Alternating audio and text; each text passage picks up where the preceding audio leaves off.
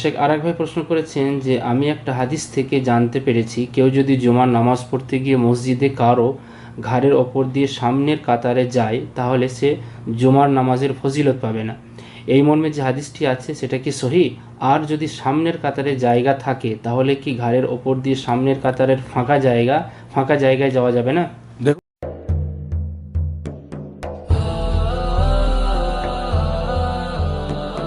দেখুন সামনের কাতারে ফাঁকা জায়গা থাকলে আর কোনো মতেই যদি আপনার পার হওয়ার উপায় নেই, মানে গলা কান ফেঁদে যেতে হবে, ডিঙিয়ে যেতে হবে, মানে কাঁধের ওপরে পা রেখে যেতে হবে, এটা এই সাহস করা উচিত না।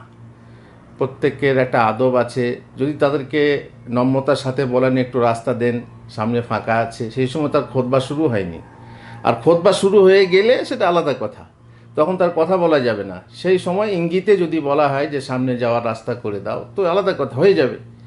কিন্তু যদি একান্তই জায়গা না থাকে, সামনে খালি জায়গা থাকে, আপনাকে যেতে, সেটা মাজবুরি। আর জানেন আপনি মাজবুরি অবস্থায় যেটা হারাম থাকে হালাল হয়ে যায়।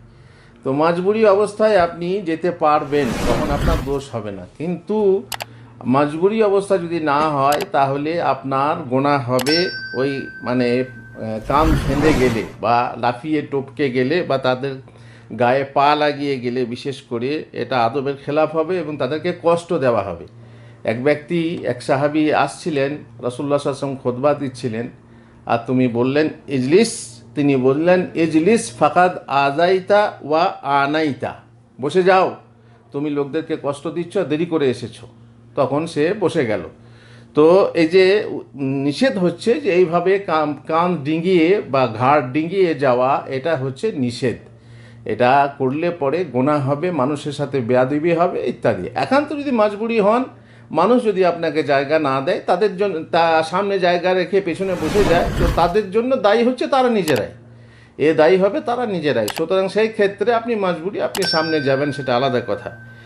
আপনি যেখানে ফাঁকা আছে সেখানে এসে বসে যাবেন, এটাই হচ্ছে নির্দেশ। এখানে একটা হাদিস আপনারা শুনলেন যে রাসূলুল্লাহ সাল্লাল্লাহু আলাইহি ওয়াসাল্লাম বললেন, বসে যাও, তুমি দেরি করে এসেছো, আর লোককে কষ্ট দিও না।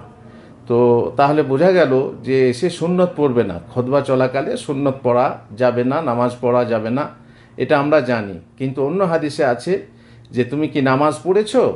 তো শোনার পরে সাহাবী বললেন না, বলে ওঠো এবং 2 রাকাত হালকা করে পড়ে নাও। তাহলে দুটো রকম হাদিস হয়ে গেল।